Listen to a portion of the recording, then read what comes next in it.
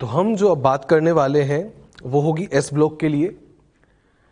4 blocks हैं जिनके बारे में हमें पढ़ना होता है, एस, पी, डी और एफ ब्लॉक। और ब्लॉक की डेफिनेशन कहती है लास्ट इलेक्ट्रॉन जिस सबशेल में एंटर करेगा वो चीज ब्लॉक कहलाएगी। आखिरी जाने वाला इलेक्ट्रॉन जहां पर भी गया, एस में गया तो एस ब्लॉक का हो गया, पी में गया तो पी ब्लॉक का हो गया। तो ये ब्लॉक की डेफिनेशन होती है कि लास्ट इलेक्ट्रॉन, जिसको हम नाम देते हैं डिफरेंशिएटिंग इलेक्ट्रॉन, क्योंकि वही डिफरेंस क्रिएट कर रहा है, उससे पहले वाले कहीं भी जाएं हमें कोई फर्क नहीं पड़ता, बस वो आखिरी इलेक्ट्रॉन जिस सबशेल में जाएगा वो चीज उसका ब्लॉक डिसाइड कर रही होगी। तो हम जो सबसे पहले बात करने वाले हैं वो होगी एस ब्लॉक के लिए, जहां आखिरी इलेक्ट्रॉन कहां पर एंटर कर रहा है, एस सबशेल में। चेक करिए, कहा है एस ब्लॉक के अंदर 2 ग्रुप बने होते हैं। अच्छा, ये कैसे कहा होगा कि 2 ग्रुप के लिए? क्योंकि हम जानते हैं एस एक ही टाइप का होता है, एस के अंदर एक डिब्बा होता है और एक डिब्बे में आप जानते हो नंबर ऑफ इलेक्ट्रॉन आते हैं 2। एक इलेक्ट्रॉन आया तो ग्रुप नंबर फर्स्ट कहलाएगा, ग्रुप नंबर फर्स्ट जिसको हम फर्स्ट ए कहते हैं और नाम बनता है क्षार धातुएं। अगर इसमें 2 इलेक्ट्रॉन चले गए तो ये हो जाएगा ग्रुप नंबर सेकंड या सेकंड ए और इसको नाम देंगे क्षारीय मृदा धातुएं। तो 2 ग्रुप बन के आते हैं, एक का नाम है क्षार धातुएं और एक का नाम है क्षारीय मृदा धातुएं। क्षार धातुएं क्यों कहा? क्योंकि इनके ऑक्साइड या हाइड्रोक्साइड का नेचर होता है बेसिक टाइप का, क्षारीय प्रवृत्ति के होते हैं। और वर्ग में नीचे की तरफ जाएंगे तो कहेंगे क्षारीय गुणधर्म बढ़ेगा, क्योंकि नीचे जाने पर मेटेलिक कैरेक्टर बढ़ता है और मेटेलिक कैरेक्टर जितना ज्यादा होगा उनका बेसिक नेचर उतना ही ज्यादा होगा। उधर वालों के लिए कहा जाता है कि ये कहलाते हैं क्षारीय मृदा धातुएं। ये भी क्षारीय हैं, मतलब बेसिक होते हैं। और अर्थ क्रस्ट, जो धरती की ऊपरी सतह होती है, वहां से इन्हें गेन किया जाता है। तो अर्थ क्रस्ट से निकाले गए, इसीलिए नाम दिया जाता है क्षारीय मृदा धातुएं। बगल में जो लिखा हुआ है उसको नोटिस करें, लिखा है बेरिलियम को छोड़कर, मतलब एक्सेप्ट बेरिलियम जो भी आने वाला है उनको हम नाम देते हैं क्षारीय मृदा धातुएं। बेरिलियम को क्यों नहीं कहा? क्योंकि हम जानते हैं कि जो बेरिलियम है उसकी प्रॉपर्टीज अपने ग्रुप के अलावा किसी अगले ग्रुप के साथ भी मैच करती है। बेरिलियम के साथ डायगोनली पाया जाने वाला एलिमेंट होता है एल्यूमिनियम, और बेरिलियम की प्रॉपर्टीज जब एल्यूमिनियम से मैच करती हैं तो उनके बीच में एक रिलेशन ये भी है कि वो दोनों एम्फोटेरिक टाइप के कंपाउंड बनाते हैं। बेरिलियम और एल्यूमिनियम के कंपाउंड्स का नेचर एम्फोटेरिक, इनके ऑक्साइड्स वगैरह एम्फोटेरिक हो जाते हैं। और अगर एम्फोटेरिक उभयधर्मी हो गया तो मतलब वो क्षारीय नहीं रहा। इसी वजह से बेरिलियम जो है ग्रुप नंबर सेकंड का तो पार्ट है, पर उसको हम क्षारीय मृदा धातु में कंसीडर नहीं कर रहे होते हैं। तो ये उसके लिए अपन ने रीजन लिखा। चलिए, बाह्यतम कोश के लिए जब इनका सामान्य इलेक्ट्रॉनिक विन्यास बनकर आएगा तो उसके लिए क्या होगा? बाह्यतम कोश का मतलब ये निकल के आया कि आउटर मोस्ट शेल का इलेक्ट्रॉनिक कन्फिग्रेशन में बताने वाला हूं। जब ग्रुप नंबर फर्स्ट ए की बात करूंगा तो उसके लिए कन्फिग्रेशन बनेगा NS1, और ग्रुप नंबर सेकंड ए की बात करेंगे तो इसका कन्फिग्रेशन बनेगा NS2। बाहर की तरफ S में या तो 1 इलेक्ट्रॉन या S में 2 इलेक्ट्रॉन। अगर NS1 टाइप का है, जैसे 2s1, 3s1, 4s1, तो आपसे पूछा जाए कि इनके जो मेटल्स हैं उनका नेचर कैसा होगा, पूछे डाया है या पैरा, तो कहेंगे इनके मेटल जो है वो कैसे टाइप के होंगे? पैरामैग्नेटिक। क्योंकि अभी तक S के अंदर 1 इलेक्ट्रॉन है और 1 इलेक्ट्रॉनों का मतलब ये अनपेयर्ड है, और अनपेयर्ड होने से इसका नेचर कैसा बन गया? पैरामैग्नेटिक। बात की जाए इधर की तरफ, NS2 टाइप का कन्फिग्रेशन है। NS2 मतलब ये पेयरिंग कर चुका, और पेयरिंग करने का मतलब इनके जो मेटल होंगे उनका नेचर कैसा बनकर आएगा? डायामैग्नेटिक। तो वो वाले तो थे पैरा, और ये वाले मेटल्स कैसे होंगे? डाया। उसमें अनपेयर्ड है जबकि वो वाला पेयर्ड अप हो चुका है, तो वो डायामैग्नेटिक टाइप के होते हैं। इसके अलावा अगर आपसे बात की जाए कि अब इनके आयन कैसे बनेंगे, आयन के लिए बताना है तो देखो क्या करोगे। आयन बनाते टाइम पर आपने ये 2s1 वाला इलेक्ट्रॉन लिथियम में से निकाल दिया। अगर हमने 2s1 से निकाल दिया तो हमने पहुंच गए हैं 1s2 पर, और 1s2 का मतलब ये कन्फिग्रेशन हो गया हीलियम जैसा, और हीलियम का कन्फिग्रेशन बन गया तो इसका नेचर कैसा हो जाएगा? डायामैग्नेटिक। जैसे यहाँ पर बात करें, सोडियम था, कन्फिग्रेशन 3s1 है, 1 इलेक्ट्रॉन निकालेगा। अच्छा, अगर ये 1 इलेक्ट्रॉन निकालेंगे तो इनके ऊपर कौन सा चार्ज स्टेबल हो जाएगा? +1। और जैसे ही सोडियम में से वो 3s1 निकल गया तो जो सोडियम था उसका कन्फिग्रेशन बन जाएगा नियोन जैसा, और नियोन जैसा बनने का मतलब वो अब कैसा हो गया? डायामैग्नेटिक। तो इनके मेटल जो होते हैं वो तो पैरामैग्नेटिक हैं, पर इनके जो आयन होंगे वो कैसे हो जाएंगे? डायामैग्नेटिक। इधर से चेक करते हैं, बेरिलियम का कन्फिग्रेशन 2s2 था। बेरिलियम के वैलेंस शेल में 2 इलेक्ट्रॉन है, अगर 2 इलेक्ट्रॉन है मतलब 2 इलेक्ट्रॉन निकालने की वजह से इसके ऊपर कौन सा चार्ज स्टेबल होगा, +2। अगर +2 की बात करें तो 2 इलेक्ट्रॉन निकालते हैं, इसका कन्फिग्रेशन बन गया 1s2। 1s2 मतलब हीलियम जैसा हो गया, और हीलियम जैसा है तो फिर से पेयर्ड अप हो गए, फिर से पेयर्ड अप हो गए, तो इनके आयन का नेचर भी कैसा बन गया, डायामैग्नेटिक। क्या निकल कर आया, इनके मेटल पैरा होते हैं जबकि इनके आयन होते हैं डाया, पर उनके तो मेटल भी डाया होते हैं और आयन भी डायामैग्नेटिक बनते हैं, तो दे आर कंप्लीटली डायामैग्नेटिक, जबकि इनके मेटल पैरा थे पर आयन जो बनेंगे वो डाया हो जाएंगे। जनरल कन्फिग्रेशन क्या बोला गया, NS1। जैसे लिथियम ने बनाया 2s1, सोडियम ने 3s1, फिर 4s1, 5s1, 6s1, 7s1। Outer most shell में कितना इलेक्ट्रॉन है, 1। अगर बाहर की तरफ 1 इलेक्ट्रॉन होगा तो मतलब कौन सा चार्ज स्टेबल होगा, +1। तो ये +1 वाले कंपाउंड बनाते हैं, इनके वैलेंस शेल में 1 इलेक्ट्रॉन होता है। इधर अगर बात करें, इनका जनरल इलेक्ट्रॉनिक कन्फिग्रेशन बनकर आया NS2। जैसे यहाँ पर बना 2s2, 3s2, 4s2, 5s2, 6s2, 7s2। Outer most shell में कितने इलेक्ट्रॉन है, 2। अगर 2 इलेक्ट्रॉन है तो कौन सा चार्ज स्टेबल हो गया, +2। तो इन पे 2 इलेक्ट्रॉन होते हैं और सभी पे +2 चार्ज स्टेबल होता है। ये आउटर मोस्ट शेल के इलेक्ट्रॉनों को रिप्रेजेंट कर दिया। इसके अलावा बात करें, सीजियम और फ्रेंशियम जो है वो लिक्विड स्टेट में पाए जाने वाले एलिमेंट हैं, बाकी जो होंगे वो सब कौन सी स्टेट में रहेंगे, सॉलिड। हाइड्रोजन और हीलियम जो है वो गैसीय स्टेट में पाए जाएंगे। अब वो हाइड्रोजन हीलियम में क्यों बोल गया, हाइड्रोजन का कन्फिग्रेशन 1s1 इसके जैसा, हीलियम का कन्फिग्रेशन 1s2 इसके जैसा। 1s2 है मतलब ये इस तरह के कन्फिग्रेशन को फॉलो कर रहा है, पर कन्फिग्रेशन के हिसाब से अगर आप यहाँ रखना चाहो तो प्रॉपर्टीज भी तो मैच करनी चाहिए। हीलियम की अगर मैं बात करता हूँ तो हीलियम का कन्फिग्रेशन जब 1s2 बनता है तो आखिरी इलेक्ट्रॉन तो एस सब शेल में जाता है, पर उसका आउटर मोस्ट शेल तो पूरा भर गया, और जिनका आउटर मोस्ट शेल पूरा भर जाता है उनको हम नाम देते हैं इनर्ट गैस। और इनर्ट गैस एस ब्लॉक में नहीं रखी होती, इनर्ट गैस रखी हुई है पी ब्लॉक के सबसे आखिरी ग्रुप नंबर 18 में। तो ग्रुप नंबर 18 जो है वो पी ब्लॉक का वो इनर्ट गैस को रिप्रेजेंट कर रहा होता है, तो हीलियम की पोजीशन वहां पर दे दी जाती है। तो प्रॉपर्टीज को मैच करना होता है, इस हिसाब से उसको वहां रखा हुआ है। तो देखो क्या कहेंगे, ये लिक्विड थे और बाकी जो इसके अंदर दिखाई दे रहे हैं वो है सॉलिड स्टेट में। इसके अलावा जो फ्रेंशियम होता है वो रेडियो एक्टिव है, जो रेडियम होता है वो रेडियो एक्टिव है। रेडियो एक्टिव होने का मतलब ये रहा कि ये जो है टाइम के साथ अपनी कंसंट्रेशन कम करेंगे, इनमें से रेडिएशंस निकलेंगे, इनका कुछ हाफ लाइफ होगा जिनकी वजह से इनकी कंसंट्रेशन पहले के कंपैरिजन में आधी हो जाएंगी। जैसे फ्रेंशियम का हाफ लाइफ होता है 21 मिनट्स, 21 मिनट में इसकी कंसंट्रेशन पहले के रेस्पेक्ट में आधी हो जाती है। तो ये इस तरह की प्रॉपर्टीज़ वाले होते हैं, ये रेडियो एक्टिव हैं, इसीलिए हम इनके बारे में स्टडी नहीं करते, और बाकी जो होते हैं उनके बारे में आप डील करने वाले हैं। इनकी कंपेरेटिव स्टडी हम करेंगे। कंपेरेटिव स्टडी का मतलब होगा कोई भी प्रॉपर्टी होगी तो फर्स्ट ए के लिए भी देख लेंगे, सेकेंड ए के लिए भी देख लेंगे। जैसे एनसीईआरटी का पैटर्न तो ये है कि उन्होंने पहले एल्कली मेटल्स के लिए प्रॉपर्टीज़, फिर कंपाउंड दे दिए, फिर सेकेंड पार्ट जो अगला बनाया वो एल्कलाइन अर्थ मेटल्स, उनकी प्रॉपर्टीज़, उनके कंपाउंड दे दिए। हम जो बात करने वाले हैं वो प्रॉपर्टी को नाम देंगे, फर्स्ट ए और सेकेंड ए दोनों के लिए बात करेंगे और कंपैरिजन भी हो जाएगा। आखिरी में केमिस्ट्री ऑफ लाइटर एलिमेंट्स आएगी जिसमें दोनों के कंपाउंड्स के लिए स्टडी होगी। फर्स्ट ए में से जो कंपाउंड बने होते हैं वो सोडियम के कंपाउंड हमारे सिलेबस में है, सेकेंड ए में जो है वो कैल्शियम के कंपाउंड हमारे सिलेबस में है, उनके बारे में बात करने वाले हैं। प्रॉपर्टीज़ की शुरुआत करते हैं। सबसे पहले देखो क्या कहा जाएगा। फर्स्ट प्रॉपर्टी जो है वो है आकार के लिए, मतलब साइज का रिलेशन बताना है। क्या कहोगे, देखो साइज के लिए लेफ्ट से राइट जब आप जाते हो तो आप कहते हो जेड इफेक्टिव बढ़ रहा है। अपन ने कहा भी था लेफ्ट से राइट सिग्मा बढ़ता था 0.35 से, जबकि जेड इफेक्टिव बढ़ता है 0.65 से। डोमिनेटिंग कौन हो गया, जेड इफेक्टिव। तो कहा जाता है कि लेफ्ट से राइट जाने पर हम कहेंगे कि जेड इफेक्टिव बढ़ रहा है, और जेड इफेक्टिव बढ़ेगा, न्यूक्लियस का अट्रैक्शन बढ़ेगा।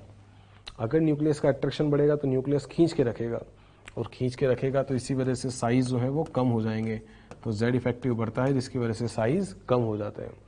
तो क्या कहोगे, फर्स्ट ए और सेकंड ए में कंपेयर करें तो फर्स्ट ए वालों का साइज बड़ा और सेकंड ए वालों का साइज छोटा होता है। देख लो, लिथियम बड़ा है और बेरिलियम छोटा लिखा अपन ने। ऊपर से नीचे जा रहे हो टॉप से बॉटम, तो क्या कहोगे, ऊपर से नीचे जाने पर हम कहते हैं कि शेल का नंबर बढ़ता है। जैसे अभी आपने कॉन्फ़िगरेशन लिखा था लिथियम, तो उसके अंदर 2 शेल थे 2s1। सोडियम की बात करें 3s1, पोटेशियम की बात करें 4s1, रुबिडियम की बात करें 5s1। डाउन द ग्रुप जा रहे हो, साइज बढ़ रहा है। क्यों बढ़ रहा है, क्योंकि नंबर ऑफ शेल बढ़ रहे हैं। नंबर ऑफ शेल जितने ज़्यादा होंगे न्यूक्लियस से इलेक्ट्रॉनों का डिस्टेंस बढ़ेगा, और न्यूक्लियस से डिस्टेंस बढ़ने का मतलब दूरी बढ़ रही है। और दूरी बढ़ रही है तो क्या कहेंगे, साइज बढ़ता जाएगा। तो ग्रुप में नीचे की तरफ जाने पर साइज बढ़ता जाता है, नीचे वाले एलिमेंट बड़े होते हैं और ऊपर वाले छोटे होते हैं। कोषों की संख्या बढ़ती है इसीलिए आकार बढ़ता जाता है। चेक करो, lithium, sodium, potassium, rubidium, caesium group में नीचे जा रहे हो, साइज बढ़ रहा है। Beryllium, magnesium, calcium, strontium, barium नीचे जा रहे हो तो साइज बढ़ता जा रहा है।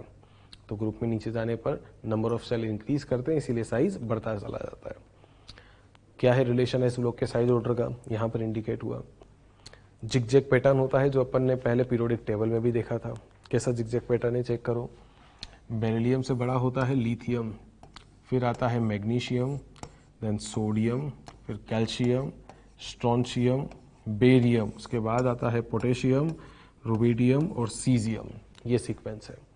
अगर आप इनमें कंपेयर करें तो कहेंगे जो मिनिमम साइज वाला होता है वो तो है बेरिलियम, स्मॉलेस्ट, और जो मैक्सिमम साइज वाला है वो है caesium, this one is largest. तो सीजियम सबसे बड़ा एलिमेंट है और बेरिलियम सबसे छोटा होता है। वहां से इस तरह का जिगजैग पैटर्न चल रहा है वो ठीक है। यहां पर आप देखोगे कि ये तीनों थोड़े छोटे हैं और ये तीनों बड़े हैं। क्या कहेंगे, जब आप बात कर रहे हो इधर वालों की, इनका कॉन्फ़िगरेशन हमने बनाया NS2 वाला और इनका कॉन्फ़िगरेशन हमने बनाया NS1 वाला। इनके आउटर मोस्ट शेल में 1 इलेक्ट्रॉन है, उनके आउटर मोस्ट शेल में 2 इलेक्ट्रॉन है। ये 1 इलेक्ट्रॉन से बॉन्ड बनाएंगे, वो 2 इलेक्ट्रॉन से बॉन्ड बनाएंगे। अगर ज़्यादा इलेक्ट्रॉन ने बॉन्ड बनाया तो क्या कहेंगे, मोर इलेक्ट्रॉन से बनने वाला बॉन्ड स्ट्रॉन्ग होगा, और अगर बॉन्ड स्ट्रॉन्ग होगा तो एटम एक दूसरे के नज़दीक आएंगे, और नज़दीक आएंगे तो उसकी वजह से उनकी बॉन्ड लेंथ कम हो जाएगी। अगर बॉन्ड लेंथ कम हो गई मतलब उनकी रेडियस भी कम होगी, इनका रेडियस छोटा हो गया। इधर वाले में बात करें, 1 ही इलेक्ट्रॉन से बॉन्ड बना, कम इलेक्ट्रॉन से बॉन्ड बनेगा तो एटम दूर रहेंगे, और दूर रहेंगे तो साइज़ ज़्यादा होगा। तो इनका साइज़ बड़ा है और उनका साइज़ छोटा है। एल्कली मेटल्स बड़े होते हैं और उनमें भी 3 सबसे बड़े जो एलिमेंट होते हैं कौन कौन से हैं, पोटेशियम, रुबिडियम और सीजियम। साइज़ में लार्जेस्ट एलिमेंट होते हैं ये, बाकी बहुत छोटे हैं और इनका साइज़ बड़ा रहेगा। तो ये सीक्वेंस है जो कि एस ब्लॉक के लिए साइज ऑर्डर में काम में आता है। और काम की बात, सबसे छोटा एलिमेंट तो बोला है बेरिलियम को और सबसे बड़ा एलिमेंट कौन बोला गया, सीजियम। तो ग्रुप में नीचे जाने पर साइज बढ़ता है और लेफ्ट से राइट जाने पर साइज कम होता है। नीचे शेल का नंबर बढ़ेगा तो साइज इंक्रीज होगा, इधर जाएंगे तो जेड इफेक्टिव बढ़ेगा, अट्रैक्शन बढ़ने की वजह से साइज कम होने लगेगा। साइज के लिए रिलेशन।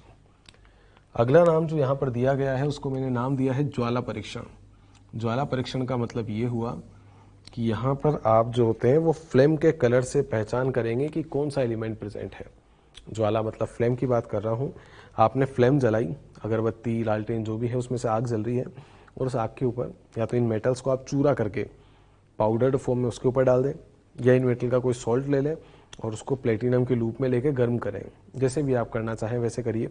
उससे होगा क्या, आप अगर इनको पाउडर फॉर्म में कन्वर्ट करके इसके ऊपर डालोगे तो ये जब उस आग के कांटेक्ट में आएंगे तो उस आग के रंग को चेंज करेंगे, और उस आग का रंग जब बदलेगा, ज्वाला का कलर परिवर्तित होगा, उसके हिसाब से आप उनकी पहचान करेंगे। तो ज्वाला को जो रंग प्रदान किया है उसके हिसाब से इनकी पहचान होती है। इसी वजह से टेस्ट को नाम दिया जाता है ज्वाला परीक्षण, नाम दिया है फ्लेम टेस्ट। क्या कहा, एस ब्लॉक की धातुएं और उनके जो लवण होते हैं, कौन कौन से लवण, जैसे कि क्लोराइड ले लो, जैसे अपन ने ये कलर लिखे हैं, लिथियम का क्लोराइड हो गया LiCl, सोडियम वाला हो गया NaCl, तो ये उनके लिए कलर हो सकते हैं। उनके कलर जो है वो विशेष रंग के होते हैं, और उसका लॉजिक देखो क्या कहा, क्योंकि इनके साइज बड़े हैं, इनके लिए IP की वैल्यू कम है, इलेक्ट्रॉनों को निकालना आसान होता है, तो ये आसानी से इलेक्ट्रॉन निकालते हैं और उस फ्लेम को कलर देते हैं। हुआ क्या होगा, जैसे अगर ये फ्लेम जल रही है और उसके ऊपर मैंने मेटल को पाउडर फॉर्म में कन्वर्ट करके डाला, तो इससे मिलने वाली एनर्जी की वजह से इस मेटल के इलेक्ट्रॉन प्रमोट होंगे। अब जब इलेक्ट्रॉन प्रमोट होंगे तो प्रमोट होके जाएंगे हायर लेवल पर हम कहते हैं कि हायर लेवल पे चीज़ अनस्टेबल है तो वहाँ से वापस नीचे आएगी, और वहाँ से जब वापस से नीचे आएंगे तो एनर्जी इमिट करेंगे। उस एनर्जी का एक फॉर्मूला होता है, E = h न्यू = hc/λ। अगर उसकी फ्रीक्वेंसी, अगर उसकी वेवलेंथ वो कहीं भी विजिबल रीजन में लाई कर रही है तो उसका कोई ना कोई कलर आएगा, और वो जो उसका कलर है वो उस फ्लेम के ऊपर दिखाई देगा, और उस फ्लेम के कलर से उस मेटल की पहचान होगी। इसीलिए टेस्ट को क्या नाम दिया जाता है, फ्लेम टेस्ट, जिसको हमने क्या नाम दिया, ज्वाला परीक्षण। तो ये ज्वाला का परीक्षण होता है। ऐसे क्या कहेंगे, बेरिलियम और मैग्नीशियम को छोड़कर बाकी सब अपना कलर दिखाते हैं। ये क्यों नहीं दिखा रहे, क्योंकि इनका IP ज़्यादा है। IP ज़्यादा होगा तो इलेक्ट्रॉनों का एक्साइटेशन आसानी से नहीं हो पाएगा। तो जो फ्लेम से मिलने वाली एनर्जी है उस एनर्जी की वजह से इनके इलेक्ट्रॉन प्रमोट नहीं हो पाते और इसी वजह से हमें कलर नहीं दिखाई देता। तो इसी वजह से ज्वाला परीक्षण में दो एलिमेंट जो है उनको हमने एक्सेप्ट कर दिया, एक तो बेरिलियम और मैग्नीशियम, और बाकी सबके कलर हैं जिनको यहाँ पर इंडिकेट किया है। कौन कौन से कलर बोले? लिथियम का होता है क्रिम्सन रेड, गहरा लाल रंग, सोडियम गोल्डन येलो, सुनहरा पीला रंग, पोटेशियम वॉयलेट, बैंगनी रंग, रुबिडियम रेडिश वॉयलेट, लाल रंग लिए हुए बैंगनी, सीजियम ब्लू, नीला रंग। दो एलिमेंट जिनके लिए आपने फ्लेम टेस्ट नहीं किया, कौन कौन से? बेरिलियम और मैग्नीशियम। क्या कहेंगे? साइज छोटा है और आईपी की वैल्यू ज़्यादा है, और ज़्यादा होने की वजह से फ्लेम से मिलने वाली एनर्जी से इलेक्ट्रॉनों को प्रमोट करना पॉसिबल नहीं हो पा रहा। कैल्शियम का होता है ब्रिक रेड, ईंट जैसा लाल, स्ट्रोंशियम क्रिम्सन रेड, गहरा लाल, ब्लड रेड कहेंगे, और बेरियम जो होता है वो है एप्पल ग्रीन, सेब जैसा हरा रंग। तो ये रंग है और इन रंगों से उनकी पहचान होती है। फ्लेम के कलर को बदल देते हैं, इसीलिए टेस्ट को क्या नाम दिया जाता है? Flame test. चलिए नेक्स्ट वन, अगला नाम जो दिया है वो है प्रकाश वैद्युत प्रभाव। देखो ये इफेक्ट क्या कहता है। प्रकाश वैद्युत प्रभाव का सिग्निफिकेंस ये है कि इन मेटल्स के ऊपर जब आप एनर्जी गिराएंगे, एक सूटेबल वेवलेंथ, एक सूटेबल एनर्जी की, तो उससे ये होगा कि जब इस मेटल की सरफेस के ऊपर एनर्जी गिरेगी तो एनर्जी गिरने की वजह से इनके जो ढीले बंधे हुए इलेक्ट्रॉन हैं, क्या फॉर्मूला था एनर्जी का? E is equal to H nu, H nu is equal to S C by lambda. अगर वो इतनी सफिशिएंट एनर्जी है कि इलेक्ट्रॉनों को प्रमोट कर पाए, तो उसकी वजह से होगा ये कि इनकी सरफेस पर जो वैलेंस शेल के इलेक्ट्रॉन है वो यहाँ से निकलेंगे, और इस इलेक्ट्रॉनों के निकलने की वजह से ये कंडक्टिविटी दिखाने लगेगा, और ये जो इफेक्ट होता है उसको हम क्या नाम देते हैं? प्रकाश वैद्युत प्रभाव। This one is known as photo electric effect. तो इस तरह का फोटो इलेक्ट्रिक इफेक्ट दिखाई देगा, और जहां से सबसे जल्दी इलेक्ट्रॉन निकलेगा उनके फोटो इलेक्ट्रिक इफेक्ट दिखाने की टेंडेंसी उतनी ही ज्यादा होगी। अब कौन जल्दी निकालेंगे तो कैसे पता चलेगा? जब आप ग्रुप में नीचे की तरफ जाएंगे तो कहेंगे साइज बढ़ेगा। साइज जितना ज्यादा होगा, न्यूक्लियस का इलेक्ट्रॉनों पर लगने वाला अट्रैक्शन उतना ही कम होगा, और अगर न्यूक्लियस का इलेक्ट्रॉनों पर अट्रैक्शन कम होगा तो उस इलेक्ट्रॉन को निकालने की टेंडेंसी उतनी ही ज्यादा होगी। तो हम क्या कहेंगे? नीचे की तरफ जाते हैं तो तीन एलिमेंट आते हैं जो सबसे बड़े होते हैं। कौन कौन से? दी अभी अभी आप साइज के लिए चेक करके आए थे। क्या कहा था? पोटेशियम, रुबिडियम और सीजियम, ये बड़े हैं, और इनमें भी सबसे बड़ा कौन है? सीजियम। तो पूछा जाए सबसे इफेक्टिवली इसके लिए जो काम में आने वाला एलिमेंट है वो कौन सा है, तो वो हो जाएगा सीजियम। और बाकी पूछे तो तीन जो बड़े एलिमेंट हैं, पोटेशियम, रुबिडियम और सीजियम, वो हैं इस इफेक्ट के लिए काम में लिए जा सकते हैं कि उनका साइज बड़ा होगा, और साइज बड़ा होगा तो न्यूक्लियस का इलेक्ट्रॉनों पे लगने वाला अट्रैक्शन कम होगा, तो उन इलेक्ट्रॉनों को निकालने की टेंडेंसी ज़्यादा होगी। तो ये वाला इफेक्ट होता है। एक निश्चित आवृत्ति का प्रकाश जब धातु की सतह पर डाला जाता है तो धातु की सतह से इलेक्ट्रॉनों का जो निष्कासन होता है उसी को हम क्या नाम देते हैं? प्रकाश वैद्युत प्रभाव। क्या नाम दिया है इफेक्ट को? Photo electric effect. और फोटोवोल्टिक सेल्स बनाने के लिए इनको काम में लिया जाता है वो मेटल जो साइज में बड़े हों, और सबसे इफेक्टिव एलिमेंट जो बोला गया वो कौन सा वाला बोला गया है? सीजियम काम में आ सकता है। नेक्स्ट वन, अगला नाम ये वही लिखा है, आईपी कम होने के कारण सीजियम को प्रकाश विद्युत सेल के उपयोग में लाया जा सकता है क्योंकि उसका साइज बड़ा होता है। नेक्स्ट वन, संकुल निर्माण की प्रवृत्ति। अब ये क्या टेंडेंसी है? देखिए, संकुल का मतलब होता है कॉम्प्लेक्स कंपाउंड। कॉम्प्लेक्स बनाने की टेंडेंसी उनके अंदर पाई जाती है जिनका फाई ज्यादा हो। What is phi? फाई होता है चार्ज अपॉन साइज का रेशो। चार्ज ज्यादा होगा तो भी फाई ज्यादा होगा, और साइज कम होगा तो भी फाई ज्यादा होगा। और फाई ज्यादा होता है तो कॉम्प्लेक्स बनाने की टेंडेंसी बढ़ने लगती है। कॉम्प्लेक्स मतलब वो डिब्बे वाले कंपाउंड जो होते हैं, आप देख सकते हो ये एग्जांपल जिनमें डिब्बे वाला कॉम्प्लेक्स लिखा हुआ है। अब डिब्बे वाले जो कंपाउंड होते हैं कॉम्प्लेक्स, इनके लिए एक और कंडीशन है कि अंदर जो आते हैं लोन पेयर डोनेट करने, वो लेविस बेस होते हैं जिनको हम लीगेंड का नाम देते हैं। और ये लीगेंड अगर लोन पेयर डोनेट करने आएंगे तो इनके पास उस लोन पेयर को लेने के लिए डिब्बा भी खाली होना चाहिए। तो तीन कंडीशन बनकर आई, फाई ज्यादा मतलब चार्ज ज्यादा और साइज कम, और डिब्बा खाली हो मतलब वैकेंट ऑर्बिटल, जहां पर वो मेटल उस लीगेंड से अपना लोन पेयर एक्सेप्ट कर पाए। तो ये लीगेंड यानी कि जो लेविस बेस होते हैं, आगे जाके चैप्टर में आ जाएगा, ये कोऑर्डिनेशन कंपाउंड नाम का चैप्टर है जो हमें बताता है कि लोन पेयर डोनेट करने वाली जो स्पीशीज होती हैं वो लीगेंड कहलाती है, और लीगेंड जो होते हैं वो अपना लोन पेयर डोनेट करके मेटल के साथ कौन सा वाला बॉन्ड बना रहे होते हैं? कोऑर्डिनेट बॉन्ड, इस तरह से कंबाइन करके। तो यहाँ पर जो मेटल है उसके पास लोन पेयर अगर उसको लेना है तो उसके पास डिब्बा खाली होना चाहिए। तो ये अपने वैकेंट ऑर्बिटल में उन लोन पेयर को एक्सेप्ट करेंगे और उसकी हेल्प से ये कोऑर्डिनेट बॉन्ड बनाएंगे। और इस तरह से बनने वाले डिब्बे के जो कंपाउंड होते हैं उनको हम नाम देते हैं कॉम्प्लेक्स कंपाउंड। तो संकुल बनाने की प्रवृत्ति होती है। क्या क्या कहेंगे? आकार छोटा हो, उच्च आवेश घनत्व हो तथा रिक्त वैकेंट ऑर्बिटल हो तो ये संकुल का निर्माण कर सकते हैं। मैग्नीशियम जो कॉम्प्लेक्स बनाता है, क्लोरोफिल प्लांट्स के अंदर पाया जाता है। ह्यूमन बॉडी में पाया जाने वाला हीमोग्लोबिन, आयरन उसके अंदर प्रेजेंट होता है। ये सब कॉम्प्लेक्स है, क्योंकि इन कॉम्प्लेक्स के अंदर जो है नाइट्रोजन की डोनेट करने वाली रिंग्स बनी होती हैं और उन रिंग्स को नाम दिया जाता है पोरपाइरिन। तो इस तरह का पोरपाइरिन स्ट्रक्चर इनमें पाया जाता है जिसमें नाइट्रोजन लोन पेयर को डोनेट करते हुए कोऑर्डिनेट बॉन्ड से जुड़ा होता है। तो उस तरह के स्ट्रक्चर ये बनकर आते हैं और ये कॉम्प्लेक्स बना लेते हैं। आगे फिर से एग्जाम्पल लिया, सोडियम का फ्लोराइड जब बेरिलियम फ्लोराइड के साथ कंबाइन हुआ तो कंबाइन करके कंपाउंड बना Na2BeF4। आप देख सकते हो ये कॉम्प्लेक्स है। कैसे बनाया होगा चेक करो। एक सोडियम पे चार्ज आएगा +1 तो 2 पे कितना चार्ज आ गया? +2। अगर यहाँ पर +2 आया तो इस पूरे के ऊपर कितना आएगा? -2। एक फ्लोरीन पे -1 तो 4 पे कितना आया? -4। तो बेरिलियम पे कितना चार्ज हो गया? +2। तो ये बेरिलियम +2, इधर -4, पूरे पे -2 और यहाँ पे +2। तो ये 2 सोडियम थे, पूरे डिब्बे पे -2 था, इधर -4 था, तो बेरिलियम हो गया +2 वाला। इस तरह से बनकर आया। और देखो, लिथियम का हाइड्राइड जब एल्यूमिनियम हाइड्राइड के साथ कंबाइन करता है तो कंपाउंड बनता है LiAlH4। कॉम्प्लेक्स की फॉर्म में लिखेंगे तो इसको डिब्बे में बंद कर दो, ये कॉम्प्लेक्स बनकर आ गया। कैसे चार्ज लगाओगे? लिथियम पे कितना चार्ज होता है? +1, पूरे डिब्बे के ऊपर -1, एक हाइड्रोजन पे -1 तो 4 पे -4, तो एल्यूमिनियम पे कितना चार्ज आ गया? +3। ये कंपाउंड बन गया। तो इस तरह से कॉम्प्लेक्स कंपाउंड का फॉर्मेशन कर रहे होते हैं। लिथियम एल्यूमिनियम हाइड्राइड उसका एग्जाम्पल हो गया। तो ये सब जो है कॉम्प्लेक्स बनाते हैं डिब्बे वाले। और डिब्बे वाले कॉम्प्लेक्स बनाने के लिए कंडीशन है कि उनका फाई ज़्यादा होना चाहिए। आयनिक पोटेंशियल नाम दिया था, आयनिक विभव कहते हैं इसे। चार्ज अपॉन साइज का रेशियो जितना ज़्यादा, कॉम्प्लेक्स बनाने की टेंडेंसी उतनी ही ज़्यादा।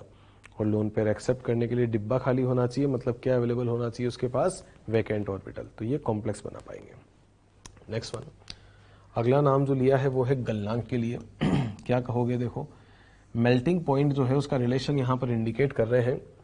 बड़ा आकार तथा दुर्बल धात्विक बंध होने के कारण एस ब्लॉक की धातुओं के गलनांक डी ब्लॉक की तुलना में कम होते हैं। आकार बड़ा कैसे कहा होगा? लेफ्ट से राइट जाओगे, एस ब्लॉक शुरुआत में आएगा, डी ब्लॉक आगे आएगा। इधर से इधर की तरफ जाओगे तो कहेंगे जेड इफेक्टिव बढ़ रहा है, और अगर जेड इफेक्टिव बढ़ रहा है तो साइज कम हो रहा है। इधर वाले बड़े हैं, इधर वाले छोटे हैं, मतलब डी ब्लॉक वालों का साइज छोटा हो गया। दूसरा, दुर्बल धात्विक बंध क्यों कहा? दुर्बल धात्विक बंध कहने का लॉजिक ये रहा क्योंकि एस ब्लॉक वालों में या तो एक इलेक्ट्रॉन बॉन्ड बनाएगा या दो। फर्स्ट ए वाला है तो एक इलेक्ट्रॉन से और सेकंड ए वाला है तो 2 इलेक्ट्रॉन से। अगर कम इलेक्ट्रॉनों से बॉन्ड बनाया तो इनका बॉन्ड वीक बनेगा, वहां तो एस के साथ साथ डी भी काम में आएंगे। और जितने ज़्यादा इलेक्ट्रॉन काम में आएंगे बॉन्ड बनाने के लिए, बनने वाले बॉन्ड की स्ट्रेंथ उतनी ही ज़्यादा होगी। तो अगर एस ब्लॉक और डी ब्लॉक में कंपेयर करें तो ज़्यादा स्ट्रॉन्ग बॉन्ड किसके लिए बनेंगे? डी ब्लॉक वालों के लिए, क्योंकि उसमें ज़्यादा अनपेड इलेक्ट्रॉन काम में आएंगे, क्योंकि उसमें 4s के साथ साथ 3d भी अवेलेबल हो गया था। तो क्या कहेंगे? जिनके बॉन्ड स्ट्रॉन्ग बनेंगे उनके मेल्टिंग और बॉइलिंग पॉइंट की वैल्यू ज़्यादा होगी। तो अगर मैं कंपेयर करके बोलना चाहूँ कि गलनांक का रिलेशन क्या कहोगे?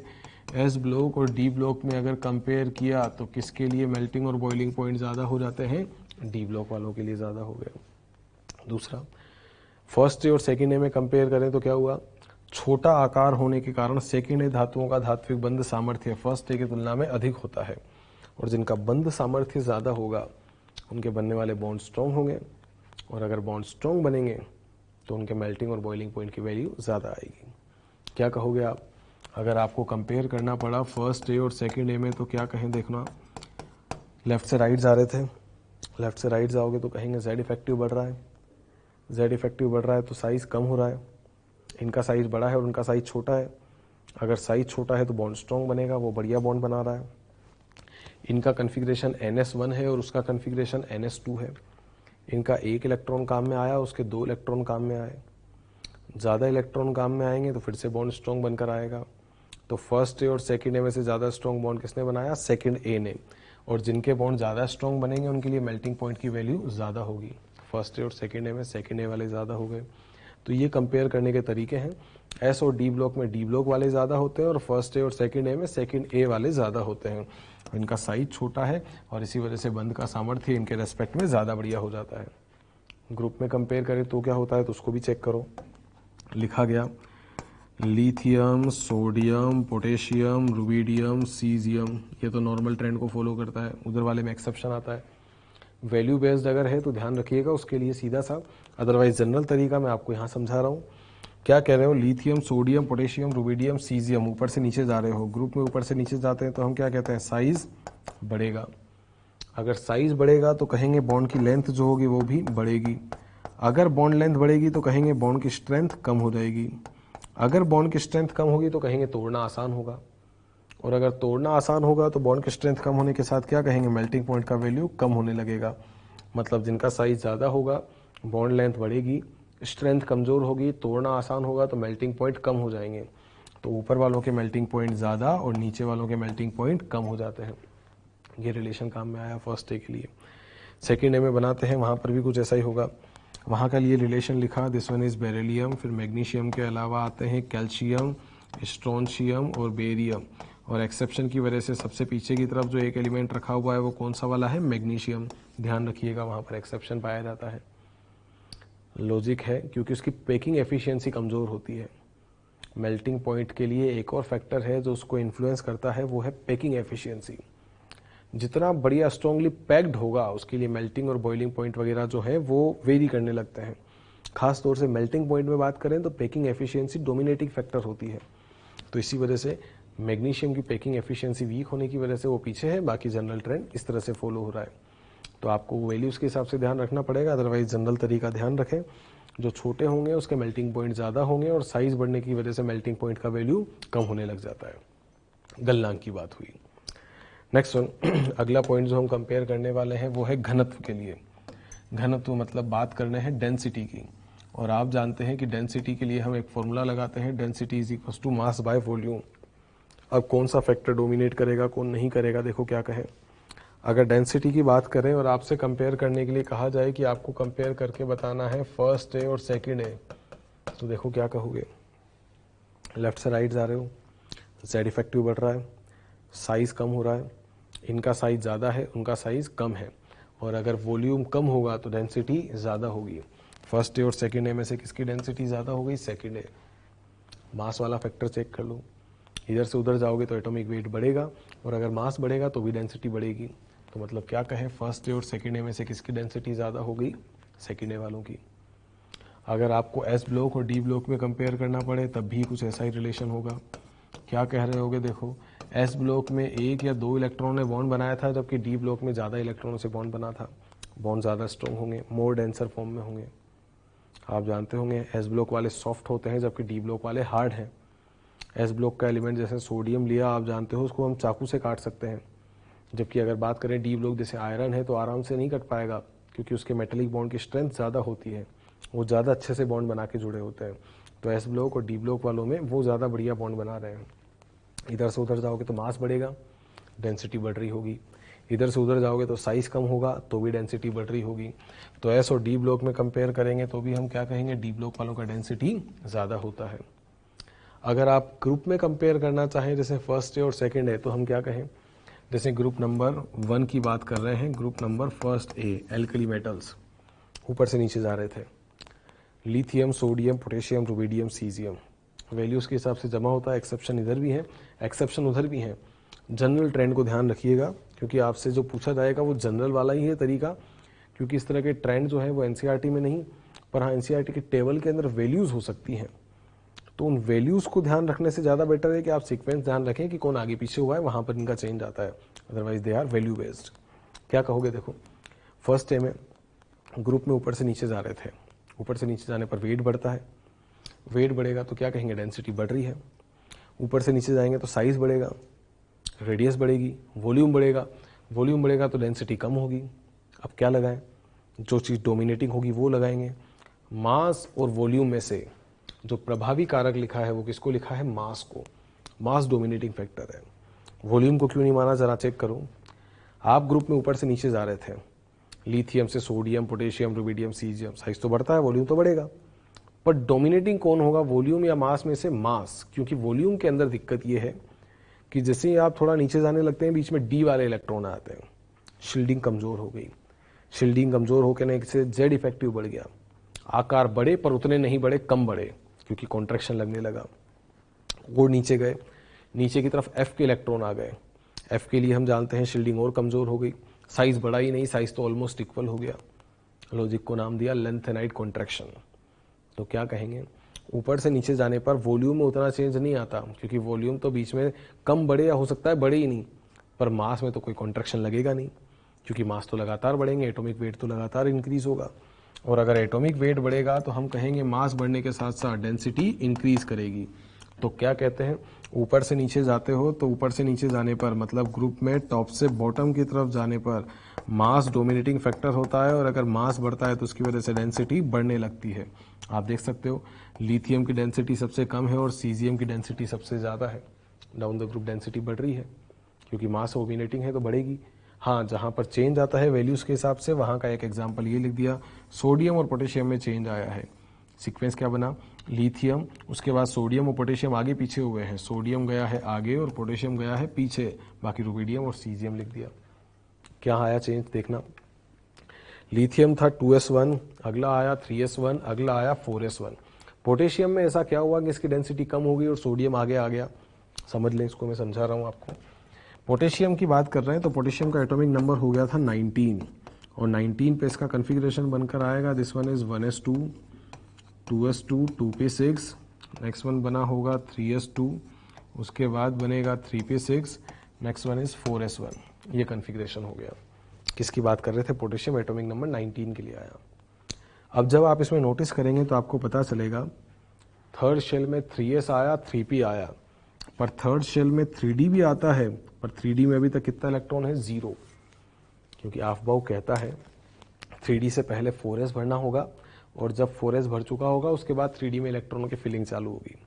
अब क्या कहोगे, d के करस्पॉन्डिंग अगर मैं यहाँ नोटिस करूँ तो d के करस्पॉन्डिंग 5 डिब्बे हमने काम में तो ले लिए, क्योंकि d तो आ चुका है पर उसमें इलेक्ट्रॉन नहीं आया, मतलब मैं कहूँगा कि d अगर अवेलेबल है मतलब वॉल्यूम तो ऑक्यूपाई हो गया पर मास नहीं आया, क्योंकि इलेक्ट्रॉन तो एंटर ही नहीं हुए, और अगर वॉल्यूम ऑक्यूपाई हो गया और मास नहीं आया तो वॉल्यूम तो बढ़ गया पर मास नहीं बढ़ा, तो डेंसिटी क्या हो जाएगी, कम। इसी वजह से हम कहते हैं कि जो पोटेशियम है उसकी डेंसिटी हो जाती है कम, तो सोडियम की डेंसिटी होगी ज़्यादा, और इसमें ये वैल्यूज़ के हिसाब से चेंज आता है। इस चेंज को ध्यान रखिएगा, मॉड्यूल में इसको एक दो जगह पर हाईलाइट करके क्वेश्चन पूछ रखा है। सेम ट्रेंड इधर की तरफ भी देखोगे आप, ऊपर से नीचे जा रहे हो, मास बढ़ रहा है तो डेंसिटी बढ़ रही है। बस जैसे पोटेशियम और सोडियम का चेंज किया था वहीं कैल्शियम और मैग्नीशियम में भी चेंज आएगा। मैग्नीशियम आगे हो गया, कैल्शियम को पीछे फेंक दिया। एक और चेंज जो अलग से किया है वो है बेरिलियम के लिए। क्या कह के चेंज किया है, कहा है बेरिलियम का स्मॉल साइज है, अगर साइज छोटा होगा मतलब वॉल्यूम कम रहेगा, और अगर वॉल्यूम कम होगा तो डेंसिटी ज़्यादा होगी, तो इसका वॉल्यूम कम है और इसकी डेंसिटी ज़्यादा हो जाती है, इसलिए बेरिलियम को थोड़ा आगे की तरफ स्विच किया है, बाकी स्ट्रोंशियम और बेरियम साइज बढ़ रहा है। तो वैल्यू बेस्ड ऑर्डर होते हैं, तो ध्यान रखिएगा, जैसे सोडियम और पोटेशियम का चेंज होता है वैसे ही कैल्शियम और मैग्नीशियम का चेंज करें। बेरिलियम को आगे रखें क्योंकि वो पूरे एस ब्लॉक में सबसे छोटा है, बाकी स्ट्रोंशियम बेरियम आगे की तरफ बढ़ाते जाएं। तो क्या क्या देखा गया, दो तो वैल्यू बेस्ड ऑर्डर हैं जो डेंसिटी और मेल्टिंग पॉइंट के आते हैं, और बाकी जनरल ट्रेंड जो अपन ने पढ़े वो क्या थे। सबसे पहला पॉइंट हमने शुरू किया था साइज के लिए। क्या कहा भाई, साइज के लिए फर्स्ट ए और सेकेंड ए में कंपेयर करें तो क्या कहेंगे, फर्स्ट ए वाले बड़े हैं। ऊपर से नीचे जाओगे तो साइज बढ़ेगा, नीचे वाले बड़े होंगे। और ये जिगजैग पैटर्न साइज के लिए, बेरिलियम से बड़ा lithium, magnesium, sodium, calcium, strontium, barium, potassium, rubidium, caesium. Largest element caesium, smallest element beryllium होता है। नेक्स्ट वन कहा ज्वाला परीक्षण। जब इनको पाउडर में कन्वर्ट करके फ्लेम के ऊपर डालेंगे तो फ्लेम का कलर चेंज होगा और उस कलर के बेसिस पे इनकी पहचान होगी, इसीलिए टेस्ट को क्या नाम दिया है, फ्लेम टेस्ट। कौन कौन से कलर होंगे, lithium crimson red, sodium golden yellow, potassium violet, rubidium reddish violet, caesium blue. दो एलिमेंट कलर नहीं दिखाते, बेरिलियम और मैग्नीशियम। साइज छोटा है और आईपी की वैल्यू ज़्यादा है। Calcium brick red, strontium crimson red और barium apple green colour. Next one प्रकाश विद्युत प्रभाव। जब इन मेटल की सरफेस पर एनर्जी गिरेगी तो इलेक्ट्रॉन फ्री होगा और इस इफेक्ट को नाम दिया है फोटो इलेक्ट्रिक इफेक्ट। कौन सबसे इफेक्टिव होंगे, जो साइज में बड़े हों, और साइज में बड़े में भी सबसे इफेक्टिव कौन हो गया था, सीजियम। नेक्स्ट वन नाम दिया संकुल। संकुल वो बनाएंगे जिनमें डिब्बा खाली हो, वैकेंट डी ऑर्बिटल, और उनका फाई ज़्यादा होना चाहिए ताकि उनमें इस तरह से लीगेंड को एक्सेप्ट करके और कॉम्प्लेक्स बनाने की टेंडेंसी आ जाए। अगला कहा गया गलनांक, एस और डी में डी वालों के ज़्यादा, फर्स्ट ए और सेकेंड ए में सेकेंड ए वालों के ज़्यादा। ऊपर से नीचे जाएंगे तो बॉन्ड वीक बनेगा, ऊपर वालों के मेल्टिंग पॉइंट ज़्यादा और नीचे वालों के मेल्टिंग पॉइंट कम हो जाएंगे। डेंसिटी की बात करें, घनत्व, तो उसके लिए रिलेशन कहा मास डोमिनेटिंग है, मास बढ़ेगा और मास बढ़ने की वजह से डेंसिटी बढ़ने लगेगी। ऊपर वालों की डेंसिटी कम और नीचे वालों की डेंसिटी ज़्यादा, बाकी जो एक्सेप्शन है उनको ध्यान रखिएगा, वैल्यूज़ के हिसाब से सीक्वेंस होता है। नेक्स्ट वन, अगला नाम जो दिया है वो है धातुओं की क्रियाशीलता के लिए। अब मेटल्स की रिएक्टिविटी को कंपेयर करने का तरीका क्या, मेटल वो बढ़िया होते हैं जो इलेक्ट्रॉन आसानी से निकालें। कौन आसानी से निकालेगा, जिसके लिए आईपी की वैल्यू कम होगी, क्योंकि हम जानते हैं आईपी जितना कम रहेगा इलेक्ट्रॉन लूज करने की टेंडेंसी उतनी ही ज़्यादा होगी, और इलेक्ट्रॉन जितना जल्दी निकालेगा उतना बढ़िया मेटल कहलाएगा। तो कहा जाता है कि मेटल्स की रिएक्टिविटी का रिलेशन आईपी के साथ कैसा होता है, इनवर्स। आईपी जितनी ज़्यादा मेटल्स की रिएक्टिविटी उतनी ही कम। क्या कहोगे, ग्रुप में ऊपर से नीचे जा रहे थे, ग्रुप में ऊपर से नीचे जाओगे तो हम कहेंगे साइज बढ़ रहा है, साइज बढ़ रहा है तो हम क्या कहेंगे, आईपी कम हो रही है, इलेक्ट्रॉन निकालना आसान हुआ, और इलेक्ट्रॉन जितना आसानी से निकलेगा उस मेटल की रिएक्टिविटी उतनी ही ज़्यादा होगी, तो नीचे की तरफ जाने पर रिएक्टिविटी बढ़ रही है। फर्स्ट ए में चेक करो सबसे ज़्यादा रिएक्टिव कौन हो गया, सीजियम। सेकेंड ए में चेक करो सबसे ज़्यादा रिएक्टिव कौन हो गया, बेरियम। तो नीचे वाले ज़्यादा रिएक्टिव होते हैं क्योंकि उनके लिए आईपी का वैल्यू कम होता है। अगर पूरे एस ब्लॉक में कंपेयर करें तो सबसे कम रिएक्टिव कौन हो गया, बेरिलियम। कैसे देख कर होगा देखना, आप अगर कंपेयर करो तो क्या कहोगे, फर्स्ट ए और सेकंड ए में हम देखें, लेफ्ट से राइट जा रहे हो, लेफ्ट से राइट जाओगे तो क्या कहोगे, जेड इफेक्टिव बढ़ रहा है। जेड इफेक्टिव बढ़ रहा है तो न्यूक्लियस का अट्रैक्शन बढ़ रहा है, अट्रैक्शन बढ़ेगा तो न्यूक्लियस खींच के रखेगा, साइज कम हो गया, साइज कम हो गया तो मतलब उनके लिए आईपी की वैल्यू ज़्यादा होगी। फर्स्ट ए और सेकेंड ए में सेकेंड ए वालों का आईपी ज़्यादा है, और अगर आईपी ज़्यादा है मतलब इलेक्ट्रॉन निकालना मुश्किल है, क्योंकि उनका तो कन्फिग्रेशन भी स्टेबल वाला होता है। सेकेंड ए वालों का कन्फिग्रेशन NS2 होता है जो कि फुलफिल्ड टाइप का है, और अगर फुलफिल्ड होगा तो इलेक्ट्रॉन निकालने की टेंडेंसी कम हो जाएगी। तो क्या कहेंगे, फर्स्ट ए और सेकेंड ए में से किसके लिए आईपी की वैल्यू ज़्यादा होगी, फर्स्ट ए। तो मतलब रिएक्टिविटी किसकी ज़्यादा होगी, फर्स्ट ए, क्योंकि उनके लिए आईपी कम होती है, उसमें से इलेक्ट्रॉन निकालना आसान होता है। अगर फर्स्ट ए वाले ज़्यादा रिएक्टिव है मतलब सेकेंड ए वाले तो वैसे ही कम हो गए, और नीचे की तरफ जाने पर रिएक्टिविटी बढ़ रही है मतलब सबसे कम रिएक्टिव कौन हो गया, बेरिलियम। तो पूरे एस ब्लॉक में सबसे कम रिएक्टिव होता है बेरिलियम, और उसका एक लॉजिक इस तरह से दिया जाता है कि बेरिलियम की टेंडेंसी होती है अपने ऊपर एक लेयर डेवलप करने की। पूछा जाए काहे की लेयर बनाई है तो कहा जाएगा this one is oxide layer. Beryllium जो है वो अपने डायगोनली पाए जाने वाले एलिमेंट के साथ रिलेशनशिप दिखाता है। कौन सी रिलेशनशिप कहलाती है, डायगोनल रिलेशनशिप। क्या कहेंगे, बेरिलियम में भी ये टेंडेंसी होती है जैसे एल्यूमिनियम में है, और एल्यूमिनियम भी अपने ऊपर एक फिल्म बना लेता है, एक लेयर बना लेता है, एक सतह जो है कवर हो जाती है ऑक्साइड की लेयर से। और अगर इस तरह से ऑक्साइड की लेयर बना लेगा तो फर्दर अटैक से बचा रहेगा। एसिड और बेस के कंबाइन करने की टेंडेंसी थोड़ी सी कम हो जाएगी, रिएक्टिविटी कम होने लगेगी, क्योंकि एम्फोटेरिक तो दोनों के साथ कंबाइन करते हैं, पर इनकी रिएक्टिविटी को थोड़ा कमजोर करने के लिए, बनाने के लिए रेस्पॉन्सिबल होती है एक लेयर, और इस प्रॉपर्टी को नाम दिया जाता है पैसिवेशन। एक्टिव हो तो रिएक्शन में एक्टिवली पार्टिसिपेट करता है, पर अगर पैसिव हो गया तो मतलब रिएक्शन में पार्टिसिपेट करने का टेंडेंसी कम हो गया। तो बेरिलियम जो है वो अपने ऊपर ऑक्साइड की लेयर बनाता है, जिसकी वजह से उसकी रिएक्टिविटी कम होने लगती है। क्या कहा गया, आईपी कम होने की वजह से जो है ये काफ़ी क्रियाशील धातुएं होती हैं, इसीलिए प्रकृति में मुक्त अवस्था में नहीं पाए जाते, ये फ्री स्टेट में नहीं होते, ये होते हैं कंबाइन स्टेट में।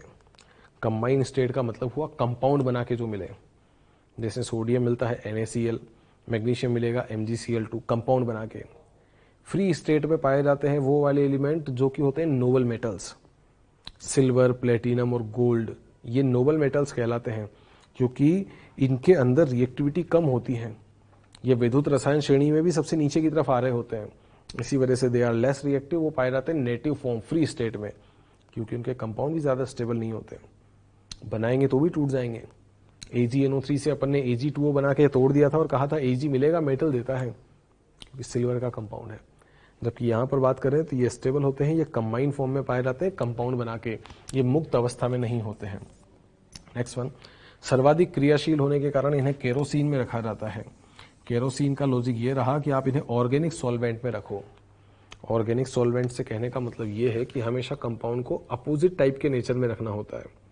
अपोजिट नेचर क्यों बोल रहा हूँ, एस ब्लॉक वाले जो है इलेक्ट्रॉन निकालेंगे, केटायन बनाएंगे, पॉजिटिव चार्ज आएगा, हाईली रिएक्टिव होंगे। पानी में डालोगे तो पानी के साथ तो कंबाइन करके कंपाउंड बनाने लगेंगे, रिएक्शन हो जाएगी, हाईली रिएक्टिव हो गए, क्योंकि लाइक डिजोल्व लाइक होता है, पोलर है, आयनिक है, पोलर में तो आराम से जाएंगे।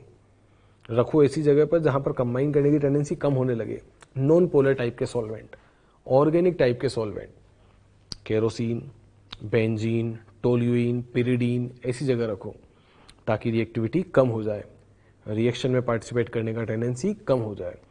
इसी तरह से फॉस्फोरस होता है, दुनिया में फॉस्फोरस पाया जाता है P4 की फॉर्म में। P4 में सारे फॉस्फोरस आपस में जुड़े होते हैं, this one is non polar compound. अब नॉन पोलर है तो नॉन पोलर के साथ तो कंबाइन करने की टेंडेंसी रखेगा, वहां तो सोल्यूबल होगा, उसे पानी में स्टोर कर देते हैं। तो इसीलिए कहा जाता है कि अपोजिट नेचर वाले में स्टोर करो ताकि रिएक्शन में पार्टिसिपेट करने की टेंडेंसी कम रहे। तो इन्हें ऑर्गेनिक सॉल्वेंट में रखा जाता है, और एस ब्लॉक वालों को किस में रख दिया जाता है, केरोसिन में स्टोर करना होता है। लिथियम को केरोसिन में क्यों नहीं रखा जाता, क्वेश्चन ने पूछा है कि लिथियम को केरोसिन में क्यों नहीं रखते। अभी अभी आप देख कर आए हो कि लिथियम की डेंसिटी कम थी, और अगर डेंसिटी कम है तो आप अगर केरोसिन में रखोगे तो केरोसिन में से निकल कर सरफेस पर आ जाएगा, और सरफेस पर आ जाएगा तो रिएक्शन में पार्टिसिपेट करेगा। इसीलिए अवॉइड करना है कि रिएक्शन में पार्टिसिपेट ना हो, इसीलिए उसको रखा जाता है वैक्स में। वैक्स मतलब मोम में स्टोर करते हैं, क्योंकि अगर वैक्स के अंदर रख दोगे तो फिर आगे रिएक्शन में पार्टिसिपेट ही नहीं कर पाएगा।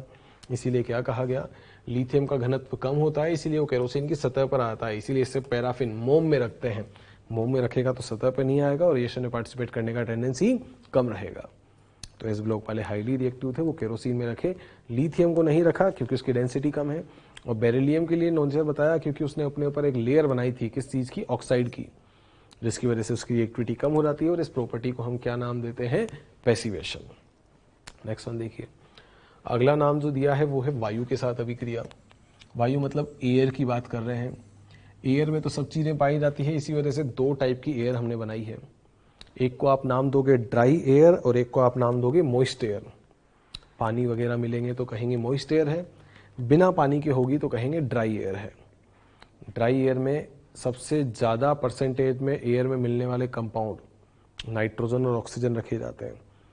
और अगर बाकियों की बात करें तो मॉइस्ट एयर में ये तीन चीज़ें हैं जिनको मैं हाईलाइट कर रहा हूँ, ऑक्सीजन, पानी और CO2 रखा जाता है।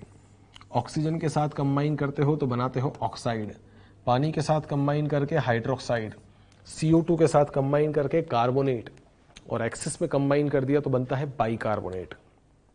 तीन चीज़ें हैं जो कि मैंने मॉइस्ट एयर में काउंट की हैं। एक तो है ऑक्सीजन O2, एक है H2O और एक है CO2।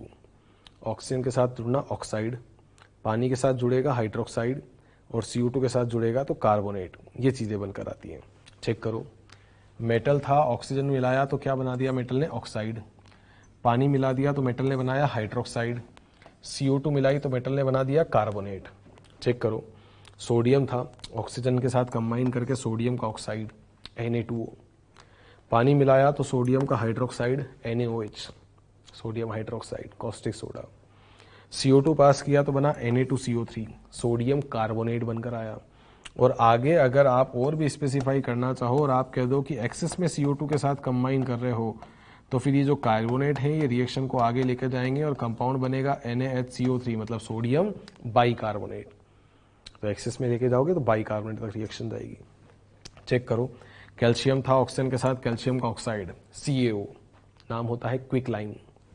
पानी मिला दिया तो बना CaOH होल ट्वाइस, नाम हुआ स्लैग लाइम। CO2 पास की तो बना CaCO3, नाम हुआ लाइमस्टोन, चूने का पत्थर, वाइट PPT। और अगर इसी को आपने एक्सेस में पास कर दिया तो एक्सेस में डालने की वजह से जो कंपाउंड बनेगा CaHCO3 whole twice, calcium bicarbonate, वहां तक जारी होगी रिएक्शन। तो क्या कहेंगे, मॉइस्ट एयर के अंदर तीन चीजें होती है, O2, H2O और CO2। ऑक्सीजन के साथ मिलाते हो तो कंपाउंड बनता है ऑक्साइड, पानी के साथ मिलाते हो तो हाइड्रोक्साइड और CO2 के साथ कार्बोनेट। और अगर एक्सेस में मिला दोगे तो रिएक्शन यहां तक जाके किसका फॉर्मेशन कर रही होगी, बाइकार्बोनेट। दूसरे टाइप की एयर चेक करो, पहली वाली को नाम दिया था मॉइस्ट एयर और अगले को नाम दिया है ड्राई, मतलब शुष्क वायु। ड्राई एयर में जो सबसे ज्यादा कंपोनेंट होते हैं वो वाले मिक्स किए हैं, एक तो नाइट्रोजन और दूसरा ऑक्सीजन। नाइट्रोजन के साथ मिलाओगे तो बनेगा नाइट्राइड, और ऑक्सीजन के साथ मिलाओगे तो बनेगा ऑक्साइड। जब नेगेटिव चार्ज आता है ना तो आइड लगा देते हो। ऑक्सीजन पे -2 तो क्या नाम देंगे, ऑक्साइड। नाइट्रोजन पे -3 होगा तो क्या नाम देंगे, नाइट्राइड। तो नाइट्राइड और ऑक्साइड का फॉर्मेशन कर रहे हो। क्या कहा गया, फर्स्ट ए के अंदर अगर हम देखें तो सिर्फ लिथियम, और सेकेंड ए में तो सारे ही शुष्क वायु के साथ, मतलब ड्राई एयर के साथ कंबाइन करके ऑक्साइड और नाइट्राइड बनाते हैं। जबकि जो बच गए, अब कौन बचे फर्स्ट ए में, बाकी के जो लिथियम के अलावा सोडियम, पोटेशियम, रुबिडियम और सीजियम, वो सिर्फ क्या बनाते हैं, ऑक्साइड। चेक करो, in first A only lithium nitride is stable, मतलब फर्स्ट ए में सिर्फ लिथियम ही नाइट्राइड और ऑक्साइड दोनों बनाएगा, बाकी सिर्फ ऑक्साइड बना पाएंगे। और सेकेंड ए वाले तो दोनों ही टाइप के नाइट्राइड ही बना लेंगे और ऑक्साइड ही बना लेंगे। चेक करो क्या कहा, लिथियम ने ड्राई एयर के साथ कंबाइन किया, मतलब दोनों के साथ कंबाइन करके लिथियम ने बनाया ऑक्साइड, Li पे +1, ऑक्सीजन पे -2। नाइट्राइड बना Li पे +1 और नाइट्रोजन पे -3, क्रिस क्रॉस कर दिया, लिथियम का ऑक्साइड और लिथियम का नाइट्राइड बन गया। बाकी सबके नाइट्राइड स्टेबल नहीं होते, सिर्फ सोडियम जो है वो कंबाइन कर रहा है तो ऑक्साइड बना रहा है, पोटेशियम सिर्फ ऑक्साइड बनाएगा, रुबिडियम ऑक्साइड बनाएगा, सीजियम ऑक्साइड बनाएगा, मतलब वो सिर्फ ऑक्साइड ही बनाएंगे। सिर्फ लिथियम ही है जो नाइट्राइड और ऑक्साइड दोनों बना रहा है। लॉजिक क्या देना होता है, जब आप कंबाइन कर रहे हो नाइट्रोजन के साथ लिथियम को, तो नाइट्रोजन के अंदर आपको N ट्रिपल बॉन्ड N को ब्रेक करना है। आप जानते हो कोवेलेंट मॉलिक्यूल के बॉन्ड्स को जब आप ब्रेक करते हो ना, ताकि वो रिएक्शन में पार्टिसिपेट करके कंपाउंड बनाए, तो इन बॉन्ड्स को ब्रेक करने के लिए एक एनर्जी लगती है, और जिस एनर्जी की बात मैं यहाँ पर कर रहा हूँ उसको मैं नाम देता हूँ बॉन्ड डिसोसिएशन एनर्जी, बंध वियोजन ऊर्जा। मॉलिक्यूल जितना स्टेबल होगा उसको तोड़ने के लिए एनर्जी उतनी ही ज़्यादा लगेगी, और एनर्जी ज़्यादा लगेगी मतलब ये बहुत ज़्यादा एंडोथर्मिक होगा। अब अगर ये इतना ज़्यादा एंडोथर्मिक बन चुका है तो बनने वाला कंपाउंड इतना स्टेबल होना चाहिए कि वो इसकी भरपाई कर पाए। अगर वहाँ से रिलीज होने वाली एनर्जी ने इसकी भरपाई कर दी तब तो ये कंपाउंड स्टेबल है, अदरवाइज ये कंपाउंड स्टेबल नहीं है। क्या कहा, लिथियम का नाइट्राइड बनाया, लिथियम का साइज छोटा था। साइज छोटा होता है तो कहते हैं लैटिस एनर्जी ज़्यादा होगी। अगर लैटिस एनर्जी ज़्यादा है तो मतलब इसने उस N2 के बॉन्ड को तोड़ने की एनर्जी की भरपाई कर दी। अगर भरपाई हो गई तब तो बनने वाला कंपाउंड स्टेबल है। अब लिथियम से नीचे जाओगे तो कौन आया, लिथियम के बाद sodium, potassium, rubidium, caesium, group में नीचे जा रहे हो, साइज बढ़ रहा है, और साइज बढ़ने के साथ लैटिस एनर्जी कम हो रही है, तो मतलब बाकियों की लैटिस एनर्जी कम है, लिथियम की लैटिस एनर्जी ज़्यादा है। और अगर लिथियम की ज़्यादा है तो वो तो भरपाई कर देता है, पर बाकी इसकी भरपाई नहीं कर पाते, तो बाकी सिर्फ ऑक्साइड तक जा रहे होते हैं। बाकी लिथियम नाइट्राइड ही बनाता है और ऑक्साइड ही बनाता है। सेकेंड ए वाले बात करें वो सारे बना रहे हैं। जैसे मैग्नीशियम ने ड्राई एयर के साथ कंबाइन किया ऑक्साइड, मैग्नीशियम पे +2 और ऑक्सीजन पे -2, कंपाउंड बन गया MgO।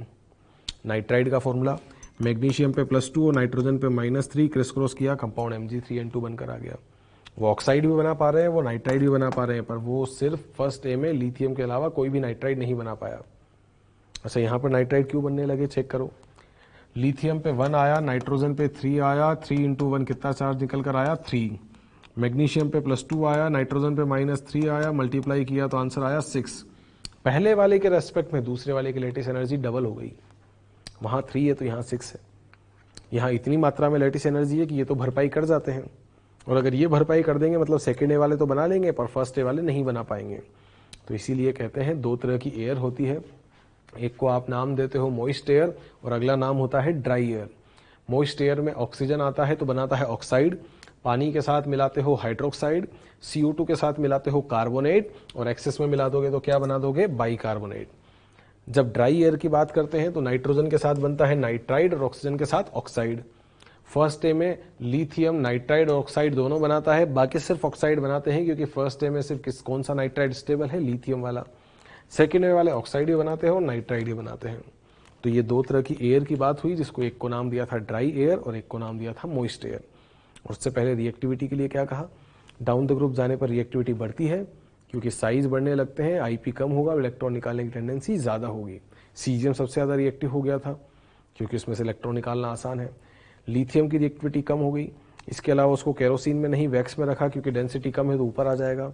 और बेरिलियम तो वैसे ही कम रिएक्टिव हो गया क्योंकि उसने अपने ऊपर एक लेयर बनाई थी, किस चीज़ की, ऑक्साइड की, और प्रॉपर्टी को नाम दिया था पैसिवेशन। तो ये कुछ प्रॉपर्टीज थी जिनके लिए हम बात कर रहे थे एस ब्लॉक के लिए।